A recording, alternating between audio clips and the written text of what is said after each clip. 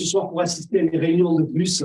On est venu ce soir pour être vraiment dans la présence de Dieu. En tout cas, j'espère que ce soir, vous n'êtes pas simplement venu pour entendre une prédication de plus, mais que ce soir, vraiment, vous êtes venu avec un cœur qui est ouvert et qui demande à Dieu, Seigneur, j'ai besoin de toi. En tout cas, si vous n'avez pas conscience que vous avez besoin de Dieu dans votre vie, que le Seigneur vraiment se révèle et vous révèle combien il veut faire de grandes choses dans chacune de nos vies. Amen. Je crois que c'est important ce soir que nous puissions encore, au travers de la parole de Dieu, laisser cette parole parler à nos cœurs. Ce soir, on invite Jésus à venir dans cette réunion, dans ce moment, au travers de sa parole pour parler à nos cœurs. Pour parler à ton cœur. Est-ce qu'il peut parler à ton cœur? Est-ce que tu demandes que Dieu parle à ton cœur ce soir? Est-ce que tu es venu pour recevoir de Dieu quelque chose? Est-ce que tu es venu avec ce désir, pas simplement d'assister, de dire oui, c'est bien, c'est pas bien, il a bien parlé, il a pas bien parlé. On s'en fout de tout ça, excusez-moi le terme. Mais l'important, ce qui est important ce soir, c'est que Dieu me parle et que Dieu se manifeste. Je ne reparle pas de ce lieu comme je suis venu, mais si peut-être il y a un besoin dans ma vie, dans mon cœur, dans mon corps, que Dieu agisse ce soir au milieu de nous et qu'il se manifeste avec puissance. Pourquoi il le ferait dans le monde entier? Pourquoi il le ferait pour d'autres? Et il ne le ferait pas pour toi. Pourquoi il ne viendrait pas guérir ton cœur et venir te libérer? Et pourquoi il le ferait pour d'autres, il ne le ferait pas pour toi? Pourquoi nous pouvons rendre témoignage aujourd'hui malgré ce que nous sommes, avec nos limites, avec nos imperfections, avec toutes nos erreurs, avec tout ce qu'on est? Le Seigneur est venu se révéler dans notre vie, il a touché nos cœurs. Et aujourd'hui, si on peut être là et louer Dieu, c'est pas simplement un artifice, c'est une joie, c'est un bonheur, c'est un besoin, non, de rendre gloire à Dieu parce qu'il est tellement grand, il a fait tellement de choses dans nos vies et il veut faire tellement de choses dans ta vie. Alors ce soir, je veux voir Jésus entrer, non pas dans la synagogue, mais dans cette salle et nous dire encore ces versets. Dans l'évangile de Luc, chapitre 4, verset 14, nous relisons ce soir ces versets. J'aime beaucoup ce passage où Jésus, revêtu de la puissance de l'Esprit, nous a dit « Retourna en Galilée, sa renommée se répandit dans tout le pays d'alentour. Il enseignait dans les synagogues, il était glorifié par tous. Il se rendit à Nazareth où il avait été élevé selon sa coutume. Il entra dans la synagogue le jour du sabbat. Il se leva pour faire la lecture et on lui remit le livre du prophète Ésaïe. L'ayant déroulé, il trouva l'endroit où il était écrit « L'Esprit du Seigneur est sur moi, parce qu'il m'a oint pour annoncer une bonne nouvelle aux pauvres. Il m'a envoyé pour guérir ceux qui ont le cœur brisé, pour proclamer aux captifs la délivrance, aux aveugles le recouvrement de la vue, pour envoyer libres les opprimés, pour publier une année de grâce du Seigneur. » Ensuite, il roula le livre, le remit aux serviteurs et s'assit. Tous ceux qui se trouvaient dans la synagogue avaient les regards fixés sur lui. Alors il commença à leur dire, aujourd'hui, cette parole de l'Écriture que vous venez d'entendre est accomplie. Waouh, quelle révélation, quelle parole puissante que Jésus est en train de dire à tous ceux qui sont là dans cette synagogue. Et tous lui rendaient témoignage. Ils étaient étonnés des paroles de grâce qui sortaient de sa bouche. Et ils disaient, n'est-ce pas le fils de Joseph? Gloire à Dieu, gloire à Dieu.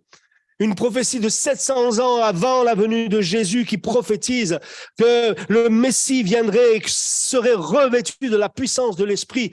Et pas simplement revêtu de la puissance de l'Esprit pour dire, voilà, je suis rempli de l'Esprit, il y a quelque chose. Non, non, non. Il y a cette œuvre du Saint-Esprit au travers du Messie sera cette œuvre de Dieu qui va apporter la délivrance, la guérison.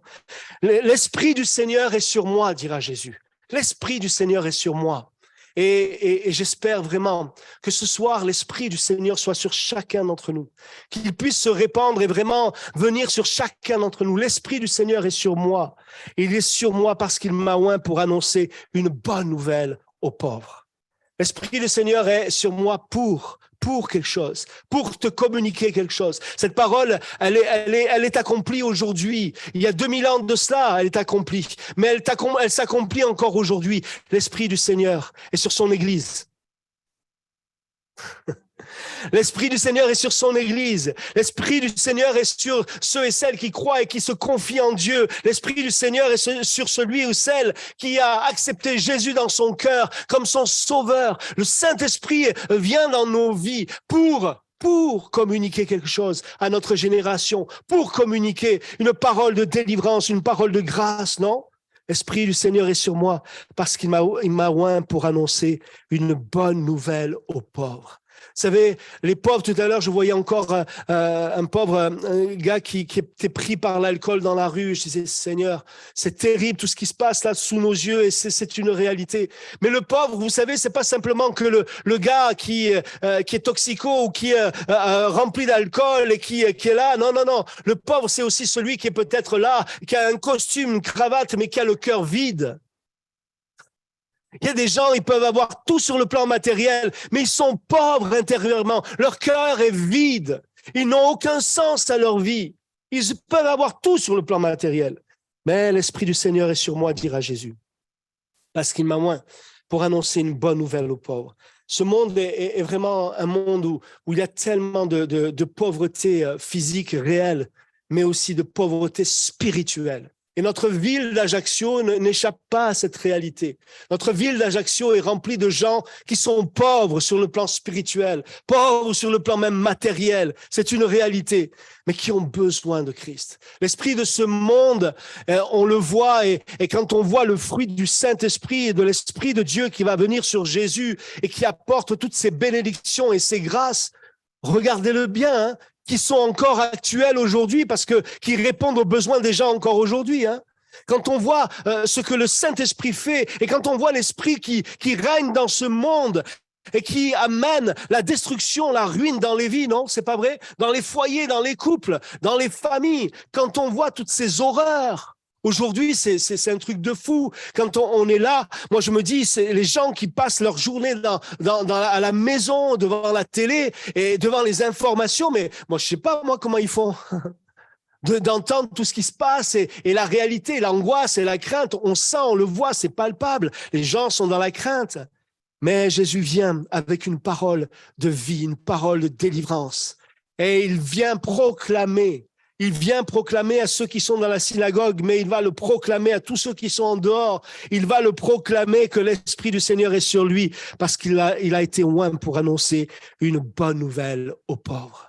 Il y a besoin d'annoncer une bonne nouvelle. Il y a besoin de témoigner de la bonne nouvelle de Jésus, non? Pensez pas aujourd'hui que les gens, même tout près de nous, ont besoin d'entendre la bonne nouvelle de Jésus, ont besoin de cette bonne nouvelle de l'Évangile. L'Évangile, dira Paul, c'est la puissance de Dieu pour le salut de quiconque croit, quiconque veut croire. Et ça, c'est pour toi, c'est pour chacun d'entre nous. Alors, il dira, il m'a envoyé pour guérir ceux qui ont le cœur brisé. Jamais comme aujourd'hui, jamais comme aujourd'hui. Il y a autant d'hommes et de femmes, d'enfants qui ont le cœur brisé par toutes sortes de situations, de vécus, de réalités tellement difficiles, tellement douloureuses. Et peut-être, et c'est sûrement peut-être ton cas ce soir, ton cœur est brisé par une situation qui te détruit, qui est là et qui te fait mal. Je vais te dire une chose et c'est important. Tout à l'heure, je parlais avec une sœur qui est hospitalisée. Je disais, mais tu le sais, hein? C'est pas les belles paroles qui peuvent guérir ton cœur. C'est pas simplement que des encouragements, et c'est bien, il en faut. Mais c'est une parole de Dieu, c'est l'Esprit de Dieu qui peut venir guérir ton cœur brisé. Il n'y a que Dieu qui peut guérir les cœurs brisés. Les médecins font ce qu'ils peuvent et on n'est pas contre la médecine et loin de là, au contraire. Mais on bénit Dieu pour tous ces médecins. Mais les médecins sont là et on tourne autour du problème. On peut dire, et ils peuvent vous dire, il y a un problème. Vous voyez, la douleur, elle est là.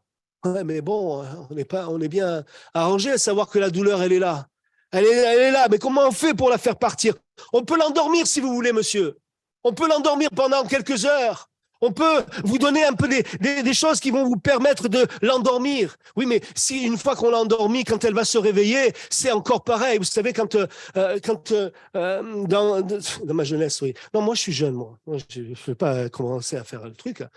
Voilà. Mais un peu plus jeune, dans mon adolescence, quand on était là, on était avec des amis, il y avait la drogue qui était là, bien sûr. Mais vous savez, des fois, souvent, comme l'alcool, hein, on prend ça pour fuir les choses, fuir des réalités. Pour ne pas penser, pour s'éclater, oui, bien sûr, mais aussi, c'est souvent aussi pour ne pas penser. On prend des produits comme ça et je me rappelle souvent, quand le produit, vous savez, l'effet de s'estomper petit à petit, la chute était plus dure à chaque fois. Vous savez, quand le produit, après, il fait plus son effet, c'est encore plus dur. Et vous savez, je crois que c'est terrible parce que tout ce qu'on peut essayer de faire humainement, comment guérir ces gens qui sont là et qui remplissent nos hôpitaux psychiatriques, qui remplissent les hôpitaux, qui sont là avec des cœurs brisés en 1000 morceaux des fois. Où c'est qu'on va aller chercher les morceaux? Où c'est qu'on va aller les récupérer, les morceaux, pour reconstruire leur cœur, pour mettre du scotch ou de la colle? Je sais pas, c'est pas possible. On peut le faire avec des comment s'appellent ces trucs-là qui... Ouais, peut-être. Non, mais c'est pas ça. C'était une autre idée. On peut le faire. On peut essayer vous savez, de faire les choses comme ça, mais ça marche pas, ou ça marche peut-être sur une image, quelque chose comme ça. Mais le cœur de l'homme, ton cœur, qui c'est qui peut le guérir?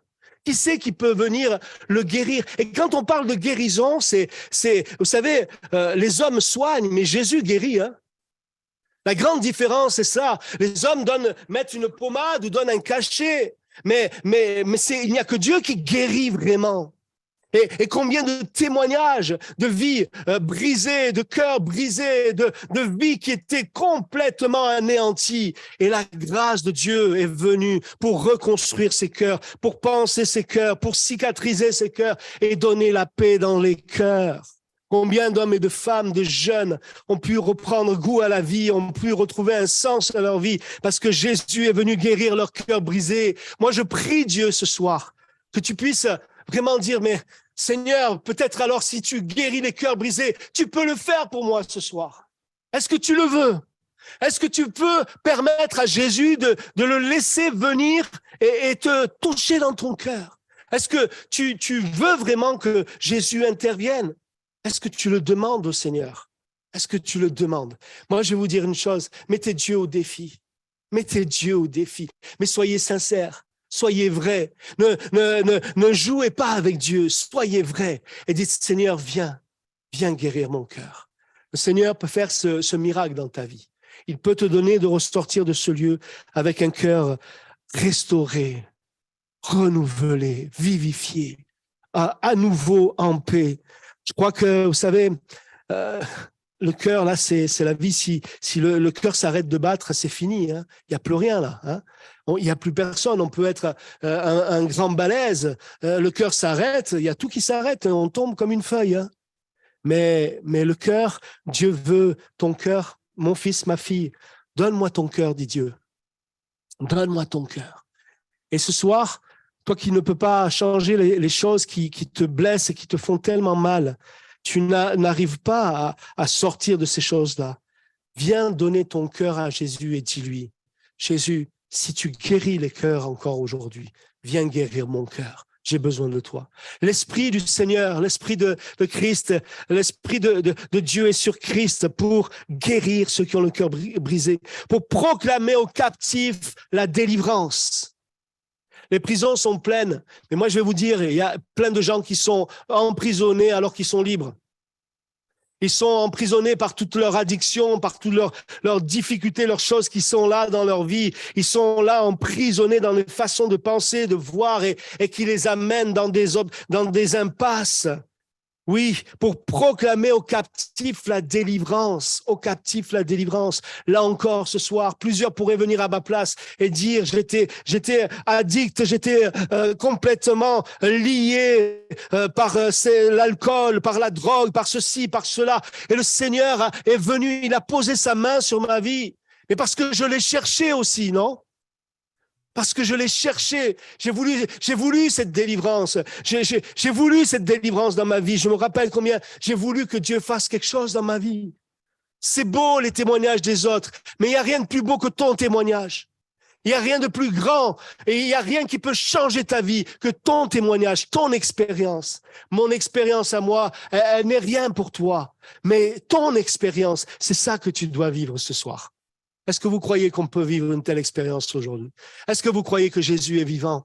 Est-ce que nous croyons ce que la Bible nous enseigne? Il est ressuscité. L'Esprit du Seigneur est sur lui encore aujourd'hui. Il a répandu son esprit. Il continue, le Saint-Esprit, d'apporter et d'accomplir l'œuvre que Jésus a accomplie sur la terre. Il le fait encore pour proclamer aux captifs la délivrance. Veux-tu être délivré? Ouais, mais moi, je vais y arriver, Vincent, t'inquiète, je vais y arriver. Ça, combien de fois je l'ai entendu, je vais y arriver, t'inquiète pas, je vais y arriver. Je me rappelle cette jeune Nicole et combien je m'en suis voulu, combien c'était difficile, ça m'avait bouleversé cette histoire. J'étais vraiment très mal. Une jeune toxico qui était venue à Nice, à La Réunion, et là, vous voyez, bon, je disais, Nicole, il faut que tu te tournes vers le Seigneur. Il faut que tu te fasses aider, il faut que tu as besoin de venir. Ouais, Vincent, tu as raison, je vais le faire, je vais y arriver, je vais le faire, tu as raison. Tu n'as pas un peu d'argent, Vincent, donne-moi un peu d'argent. Et c'est terrible parce que cette jeune, on l'a retrouvée le lendemain au pied d'un arbre, morte d'une overdose. C'est terrible. On se dit des fois, on va te donner un peu, nous, ça, on va te donner un peu d'argent, on va faire quelque chose. C'est pas ça qu'elle avait besoin. Elle avait besoin du Seigneur, elle avait besoin de crier vers Dieu. Ça, on peut pas le faire à ta place. Tu comprends ça? On peut pas le faire à la place des autres. On peut pas laisser Dieu et voir Dieu agir dans notre vie à notre place. Il faut que nous-mêmes, on puisse crier vers le Seigneur et dire, Seigneur, moi, je veux pas rester comme ça là pendant des années. J'ai besoin d'une délivrance. Délivrance. Délivrance, ça veut dire des chaînes qui tombent. Délivrance, ça veut dire que la porte de la prison elle souffle. Je suis libre. Vous avez expérimenté ça? Je suis libre. Ça y est, je suis libre. Le jour où j'ai expérimenté cette délivrance par rapport à la drogue, à toutes sortes de choses, je disais, mais c'est extraordinaire. À la limite, je n'ai pas eu besoin de forcer. Et c'est là où j'ai vu que ça venait pas de moi, ça venait de Dieu. Dieu est celui qui opère des délivrances encore aujourd'hui. Il délivre des chaînes. Il le fait. Mais il faut que vraiment tu puisses vraiment le demander de tout ton cœur et le vouloir du plus profond de ton être. Oui, le Seigneur répond et il agit. Aux aveugles, recouvrement de la vue. Il y a des aveugles physiques, mais il y a des aveugles aussi spirituellement. Le Seigneur veut ouvrir tes yeux pour que tu puisses voir tout l'amour de Dieu qu'il a déjà manifesté pour toi. Des fois, on se dit, qu'est-ce que tu fais, Dieu? Je te prie, je t'ai demandé.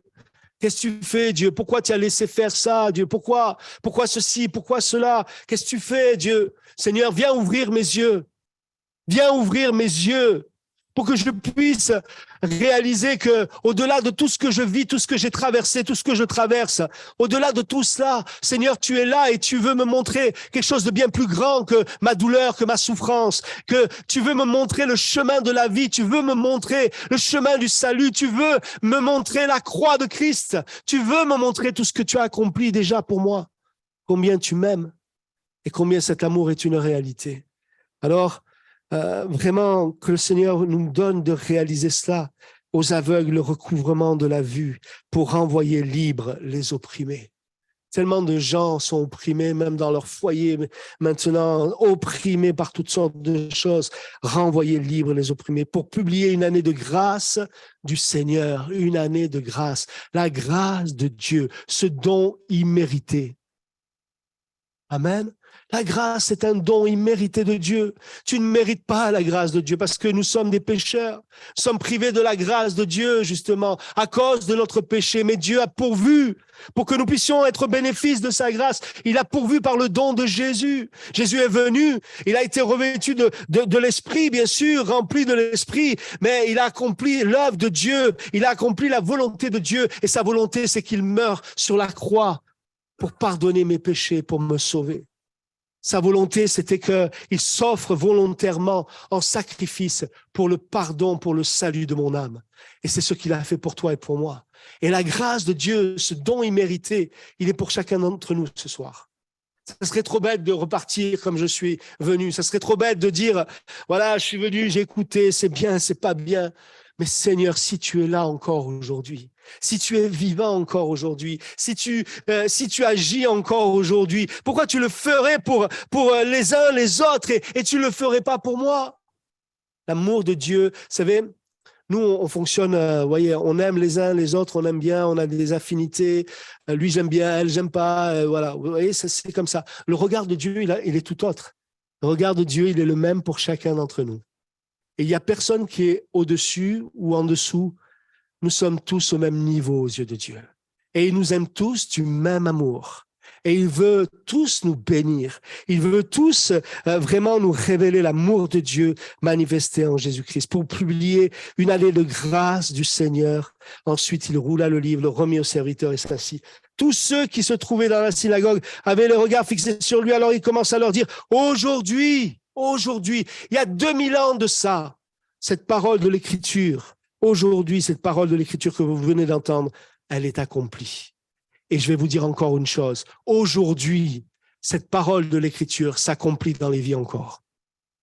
Amen. Cette parole de l'Écriture s'accomplit encore aujourd'hui parce que Jésus est vivant, il est ressuscité. Le Saint-Esprit, l'état d'être rempli du Saint-Esprit n'est pas une option, c'est une nécessité de laisser le Saint-Esprit agir dans nos vies, d'être renouvelé dans le Saint-Esprit. Et je parle même à nous chrétiens.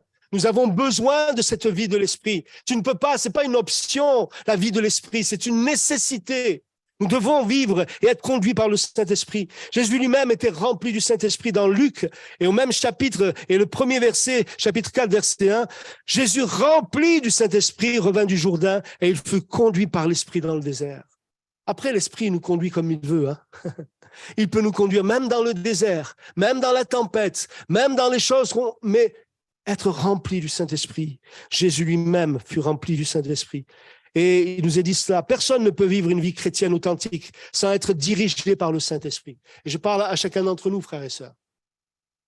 Si tu veux mener ta vie, ta barque comme tu veux, faire ce que tu veux, vous savez, quand on réalise que c'est Dieu notre maître, je ne sais pas si vous l'avez réalisé ça, mais quand on réalise que Dieu est notre maître, que le souffle de vie qui est en nous, c'est pas le fait du hasard, c'est pas simplement la volonté d'un homme et d'une femme, mais c'est la volonté même de Dieu. C'est lui qui a mis en nous ce souffle de vie. Il est le maître de notre vie. Et quand on réalise ça, il y a quelque chose de puissant en nous parce que quand on s'en remet à lui, on sait qu'on ne peut pas marcher et vivre sur cette terre sans sa force, sans sa présence. On a besoin de lui, on a besoin du Saint-Esprit. Jésus, on le voit, personne ne peut vivre une vie chrétienne authentique sans être dirigé par le Saint-Esprit. L'apôtre Paul dira dans Romains chapitre 8, verset 14, « Car tous ceux qui sont conduits par l'Esprit de Dieu sont fils de Dieu. » Sont fils et filles de Dieu.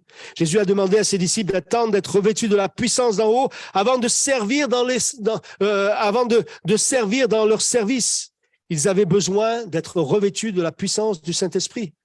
Parce qu'on peut faire les choses charnellement, non? On peut faire les choses humainement. Mais quand l'Esprit de Christ nous anime, comprenez, quand Jésus dit « L'Esprit du Seigneur est sur moi », on voit le fruit du Saint-Esprit dans la vie de Jésus, ce que le Saint-Esprit va communiquer. Mais quand le Saint-Esprit est dans nos vies, on voit le fruit de l'Esprit, non? En tout cas, on devrait le voir. C'est pas simplement de parler en langue. C'est pas simplement d'être là. Non. C'est le fruit de l'Esprit dans nos vies. Et ça, c'est important. Luc 24, verset 49, « Et voici, j'enverrai sur vous ce que mon Père a promis, mais vous restez dans la ville jusqu'à ce que vous soyez revêtus de la puissance d'en haut. » De la puissance d'en haut. Le Saint-Esprit, quelle est l'œuvre du Saint-Esprit dans nos vies? Il nous régénère, il donne la vie, une vie nouvelle, un cœur nouveau. Il nous donne de pouvoir naître de nouveau, naître de l'Esprit. C'est lui qui nous donne un esprit nouveau. Un cœur nouveau, non? Eh oui, le Saint-Esprit régénère, il donne la vie nouvelle. Le Saint-Esprit sanctifie, transforme, il nous purifie, il est capable de transformer nos vies. Vous savez, aujourd'hui, je crois qu'on a vraiment besoin de purifier nos pensées et nos cœurs, non? Moi, je vais vous dire, il y avait besoin de purification dans ma vie, hein. Il y avait besoin que le Seigneur vienne purifier mes pensées et mon cœur.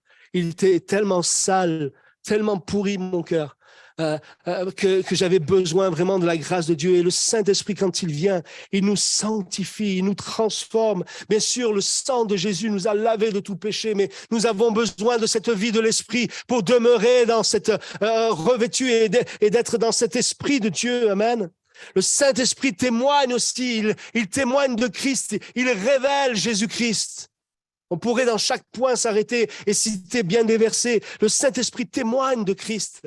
Il ne témoigne pas de lui-même, mais il nous montre la voie, il nous dit, c'est lui, C'est lui l'auteur de ton salut. C'est lui qui peut te sauver. C'est Jésus. Et il nous révèle, Jésus, l'amour de Dieu manifesté en Jésus-Christ. Le Saint-Esprit est capable de nous sécuriser. Et combien aujourd'hui, bien des gens sont dans la crainte, mais même des fois des croyants. Et pourtant, le Saint-Esprit sécurise le croyant lorsqu'il met sa foi en Christ. Non? Dans ce monde troublé aujourd'hui, s'il y a bien des gens qui doivent être en paix et qui doivent faire la différence, c'est bien les croyants, non? Croyants, c'est qu'on croit qu'il y a un Dieu qui existe. On croit qu'il y a un Dieu qui nous aime. On croit qu'il y a un Dieu qui est fidèle. Tout ce que nous enseigne la parole de Dieu, qu'il est avec nous chaque jour. Et que quand bien même je traverse des moments difficiles, il est là, il peut me secourir.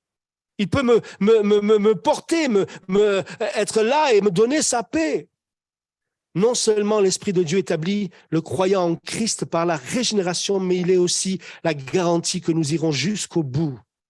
Le croyant a pleinement confiance qu'en Christ, le regard de Dieu sur lui ne changera pas. Souvent, vous savez, on se dit dans nos difficultés, dans l'état de choses, on voit le regard des hommes, mais pense toujours au regard de Dieu, mon frère, ma sœur. Le regard de Dieu sur ta vie, il est complètement différent que du regard des hommes. Et béni soit Dieu pour cela. Il ne change pas. L'Esprit garantit que ce que Dieu a commencé dans la régénération et la sanctification, il l'achève aussi. Philippiens chapitre 1er verset 6, l'apôtre dira « Je suis persuadé que celui qui a commencé en vous cette bonne œuvre la rendra parfaite pour le jour de Jésus-Christ. » Il la rendra parfaite si nous, on demeure dans cette volonté, non? Eh ouais, parce que si on se détourne et qu'on n'a plus envie, on dit non, mais attends Seigneur, je reprends un peu les choses en main là. Voilà, non. Je suis persuadé que celui qui a commencé en vous cette bonne œuvre la rendra parfaite pour le jour de Jésus-Christ. Pierre décrit de la même manière la puissance du sceau de Dieu sur nos vies, Conformément à sa grande bonté, il nous a fait naître de nouveau à travers la résurrection de Jésus-Christ pour une espérance vivante, pour un héritage qui ne peut ni se détruire, ni se souiller, ni perdre son éclat. Il vous est réservé dans le ciel, à vous qui êtes gardés par la puissance de Dieu au moyen de la foi. Amen.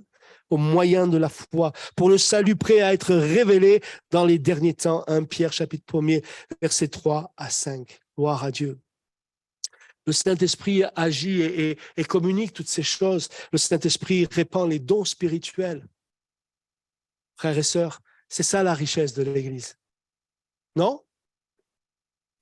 Ce soir, je ne sais pas, je suis en train de dire des trucs là. Je dis des bêtises ou non? Le Saint-Esprit répand des dons spirituels. Les dons spirituels, c'est ce dont nous avons besoin. Le Saint-Esprit n'est pas un objet, c'est Dieu lui-même qui nous remplit. C'est Dieu lui-même qui nous remplit. Il peut nous remplir et nous pouvons aussi l'attrister et l'éteindre. C'est important ça, parce que c'est bien de savoir qu'on peut être rempli, mais on peut aussi l'attrister et l'éteindre. Les apôtres ont reçu la promesse et ils vont prier pendant 10 jours pour le recevoir. Pendant 10 jours.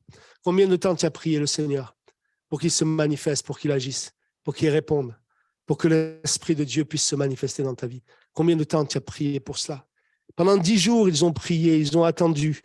Et Acte 2, verset 1 nous dit, le jour de la Pentecôte, ils étaient tous ensemble dans le même lieu. Vous voyez, c'est comme, je pense que ils n'ont pas dit, ouais, c'est aujourd'hui, c'est comme ça va se passer à tel moment, à telle heure. Vous voyez, ils étaient là dans l'attente, dans la recherche, dans la prière. Ils attendaient, ils espéraient. Le Seigneur avait fait la promesse et ils attendaient cette promesse qu'elle se réalise dans leur vie. Vous voyez, c'est important ça. Parce que des fois, on dit là, on prie, j'ai prié, il ne s'est rien passé, pasteur. C'est pas vrai, hein? Dieu ne répond pas. Tu as prié dans quel état d'esprit et d'attitude? Mais peut-être, vous savez, il y a des choses, des fois, où il faut chercher la face de Dieu, il faut persévérer. Le jour de la Pentecôte, ils étaient tous ensemble dans le même lieu. Tout à coup vint du ciel comme un bruit, comme celui d'un vent impétueux. Il remplit toute la maison où ils étaient assis. Des langues semblables à des langues de feu leur apparurent séparées les unes des autres et se posèrent sur chacun d'eux. Et ils furent tous. Vous avez vu ça? Moi, j'aime ce tous. J'ai envie de l'agrandir dans ma Bible, j'ai envie de le souligner, de mettre du rouge, du jaune, du vert, comme vous voulez, quoi. Hein? Et ils furent tous remplis du Saint-Esprit et ils se mirent à parler en d'autres langues, selon que l'Esprit leur donnait de s'exprimer. Dieu nous dit dans sa parole cette réalité. Soyez remplis de l'Esprit. Soyez remplis de l'Esprit. C'est un impératif, c'est une nécessité, ce n'est pas une option. Soyez remplis de l'Esprit. Et quand on voit le fruit de l'Esprit, quand on voit ce que le Saint-Esprit est capable de faire au travers du ministère de Jésus, mais au travers aussi du ministère des apôtres, non? Ça ne donne pas envie? Ça ne donne pas envie de vivre ces choses-là? Ouais, mais c'était pour avant, ça c'était pour le temps des apôtres. C'est plus maintenant. C'est pour aujourd'hui encore que Dieu veut nous donner de vivre ces choses glorieuses. Éphésiens chapitre 5, verset 18, ne vous enivrez pas de vin, c'est de la débauche. Soyez au contraire remplis de l'Esprit. Remplis de l'Esprit. Ce soir, c'est ce mot qui est dans mon cœur, être rempli. Rempli, pas de n'importe quoi, pas de mes pensées, pas des pensées des autres, pas des pensées de cette société, pas des pensées du monde, pas des pensées du prince de ce monde, mais être rempli de l'Esprit de Dieu. Être animé, être inondé par l'Esprit de Dieu, que ma coupe déborde. Que ma coupe déborde ce soir de la présence de Dieu, de l'Esprit de Dieu en moi. Que mon cœur soit ouvert aux choses de l'Esprit de Dieu, afin de crier s'il le faut, mais je veux vivre la délivrance, je veux plus être opprimé, je veux plus être aveugle. Seigneur, je veux véritablement que tu te manifestes. J'ai besoin que mon cœur soit guéri, Jésus. J'ai besoin de ça. Alors, oui, tu es bon. Et c'est merveilleux de voir que même les disciples, vous voyez, ils ont été remplis du Saint-Esprit dans Acte 2, mais ils vont être remplis à nouveau dans Acte 4. C'est pas un jour, à un moment donné, vous voyez. Moi, je pense que c'est chaque jour que nous avons besoin de rechercher la vie de l'Esprit et d'être renouvelés dans le Saint-Esprit. Il y en a un petit peu plus de amen, mais bon, moi, je ne vais pas repartir tranquille là, ce soir. Hein. Mais je crois que c'est ça qu'on a besoin. Acte 4, versets 29 à 31. Et maintenant, Seigneur, vois leurs menaces, parce qu'il y avait de l'opposition, parce qu'il y avait la persécution. Donne à tes serviteurs d'annoncer ta parole avec une pleine assurance, en étendant ta main pour qu'il se fasse des guérisons, des miracles, des prodiges. Vous avez vu qu'en ce temps-là, ils avaient besoin de guérisons, de miracles, de prodiges. Et aujourd'hui, on n'en a pas besoin. Ça n'a pas besoin dans ta vie. Ça n'a pas besoin dans ton foyer. Il n'y en a pas besoin dans cette ville, oui. Mais c'était la prière des premiers disciples. Par le nom de ton saint serviteur Jésus, quand ils eurent prié, le lieu où ils étaient assemblés trembla. Ils furent tous remplis du Saint-Esprit et ils annonçaient la parole de Dieu avec assurance. Gloire à Dieu.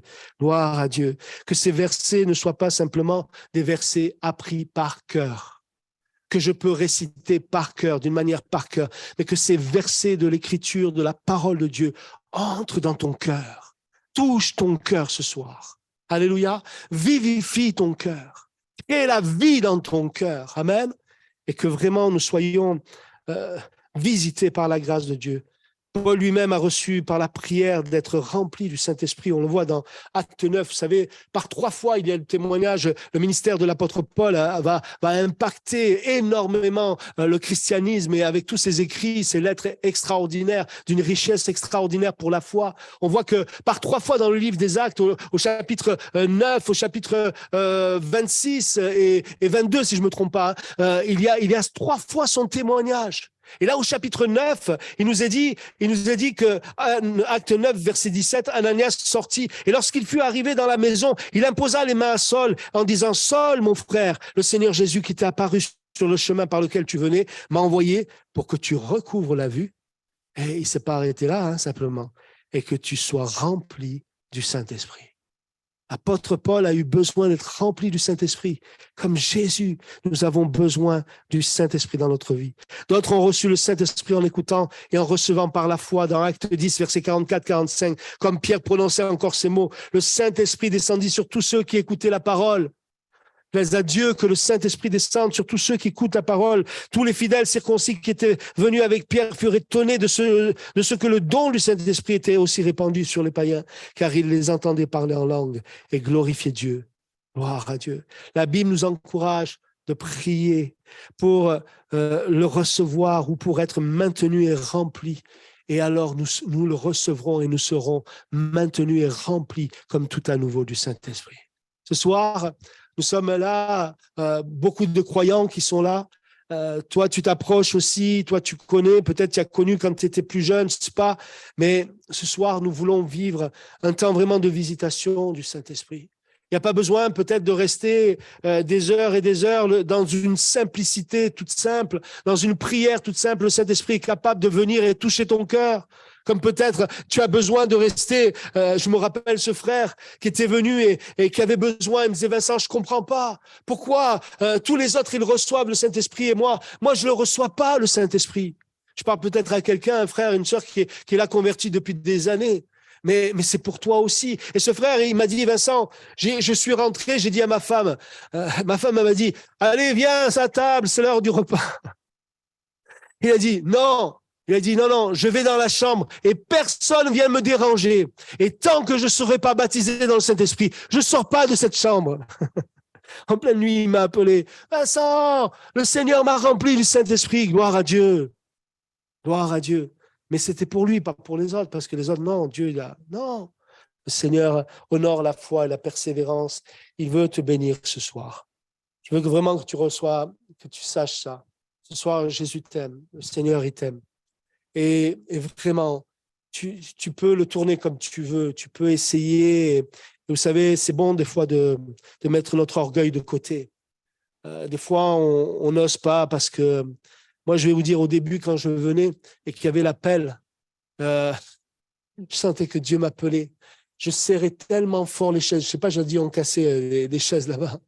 Je serrais tellement les chaises comme ça parce que je disais non, pas possible. Ils vont me regarder, ils vont venir. Je peux pas. Non, pas moi et ceci. Mais le Seigneur m'a fait grâce et merci Seigneur pour mettre de côté notre orgueil, vous savez, de faire tomber un peu les façades. Vous savez, on a besoin d'être vrai devant Dieu. Tu es venu, tu as besoin du Seigneur. Croyons dans la puissance de la prière. Croyons dans la puissance du Seigneur encore aujourd'hui. Crois de tout ton cœur. Si tu crois, tu verras la gloire de Dieu. Amen. Alors, entretenez-vous par les psaumes, des hymnes, par des cantiques spirituels, chantant, célébrant de tout votre cœur les louanges du Seigneur. Entretenez-vous. Quelqu'un me disait ça, je crois que c'était hier, il me disait ça, voilà, je me mets les chants, là, ça me fait du bien, là, ça ne peut pas savoir. Cantiques, là, qui sont là.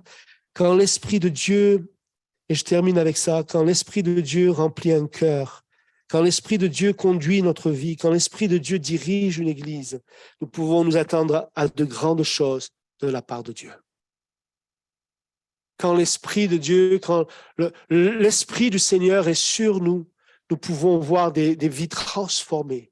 Nous pouvons être transformés par la puissance de Dieu. On peut s'attendre à voir le miracle de Dieu se manifester. Est-ce que tu as besoin du miracle de Dieu dans ta vie? Amen. Peut-être je vais demander à Dominica de revenir. Peut-être on va rechanter, puis on va avoir un temps de prière. Vous voulez bien? Peut-être que ce soir, tu as besoin tout simplement de faire la paix avec Dieu, demander pardon à Dieu pour tes péchés, dire Seigneur, je viens tel que je suis, je te demande pardon, j'ai besoin de toi. Viens, Seigneur, changer ma vie, j'ai besoin d'un cœur nouveau, j'ai besoin que tu me délivres peut-être. Seigneur, j'ai besoin de ta grâce dans ma vie. Amen. Alors, on va avoir un moment de prière. Vous êtes d'accord ou pas? Vous êtes d'accord ou pas? On va avoir un moment de prière. Peut-être toi, mon frère, ma sœur, tu as besoin d'être renouvelé dans le Saint-Esprit. Alors, on va prier le Seigneur, on va prendre ce temps. Amen. Vous voulez qu'on demande à Dieu sa grâce? Pendant qu'on va rechanter ce chant, que ma coupe déborde, on va s'approcher et puis on va prier ensemble, simplement dans le nom de Jésus. Mais on va s'approcher, vous savez, pour rencontrer le Seigneur, pour toucher le Seigneur. Moi, je suis rien, mais nous croyons dans la prière de la foi. Nous croyons que Dieu est capable d'agir maintenant. Amen. Alors, on va reprendre ce chant, on le prend et pendant ce chant, approchez-vous et puis on prie ensemble le Seigneur. Seigneur, me voici, assoiffé de ta présence. Gloire à Dieu.